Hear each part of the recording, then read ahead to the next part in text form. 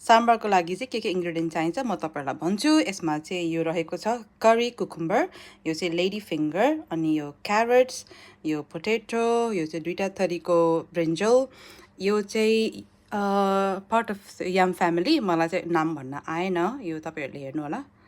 यो हो, अनि यसको चाहिँ हरियो केरा, अनि यो बिन्स, अनि यो चाहिँ ड्रमस्टिक, भेजिटेबल ड्रमस्टिक त यदि तपाईहरुलाई थाहा छैन भने चाहिँ यस्तो हुन्छ, यो चाहिँ यस्तो यो लामो हुन्छ ड्रमस्टिक यस्तो, अनि यो रहेको छ लेडी फिङ्गर, अनि यो चाहिँ करी कुकुम्बर, अनि यसमा अलरेडी हामीले दाल येलो दाललाई चाहिँ पानीमा अलिकति भिजाएर राखेको छु। ल अब साम्बार बनाउने सबै यो यिनीहरू यहाँ हाल्छु।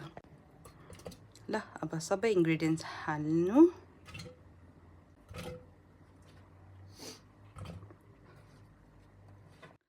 अब यहाँ चाहिँ हामीले साम्बार मसला हालिसक्यो। यो चाहिँ होममेड इन्डियाबाट हो, अनि सल्ट हाल्नुपर्छ आफ्नो टेस्ट अनुसार, कतिको सल्ट हाल्नु, अनि यसमा फेरि पानी थपेर अनि यसलाई चाहिँ पकाउनुपर्छ।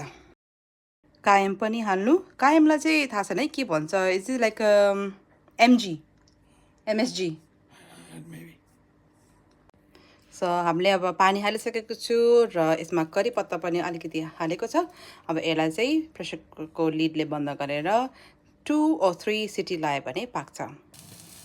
यो चाहिँ साम्बारमा ज्वाइँ गर्नको लागि, गार्निस गर्नको लागि चाहिँ स्यालेड्स अनियन तेलमा फ्राई गर्दैछु अहिले। Curry leaf, red dry chilli, dry त्यो डल्ले खुर्सानी, र अब यसलाई एकछिन रातो फ्राई गरेपछि चाहिँ साम्बारमा ज्वाइँ गरिदिने।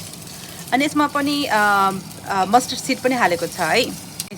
यसमा चाहिँ साम्बार मसला पनि अलिकति हालेर यसमा फ्राई गर्दैछौँ। ल अघिको पाकेको साम्बार